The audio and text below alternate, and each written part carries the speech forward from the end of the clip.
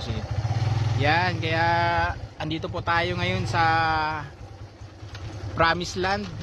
Sa mga hindi nakakaalam, ito ay kung titingnan mo parang bundok at napakagandang lugar, puro halaman, puro puno. Pero sa likod niyan ay yan po ay mga basura na bundok. So ito ay payatas. Kaya nakakamiss yung lugar na to. Yan talagang laki na ng pinagbago. Ayan no, kita nyo sa ilalim puro basura. Kaya yan po yung payatas, basura po yan. Tingnan nyo, ayan o, kitang-kita nyo, diba? Pero kung titingnan mo dun sa taas niya, puro ano na yan, puro halaman na at malalago kasi ano na to, puro pataba na ata, ayan o. Katas ng, ayan, katas ng payatas, katas ng basura, kulay itim, parang kape.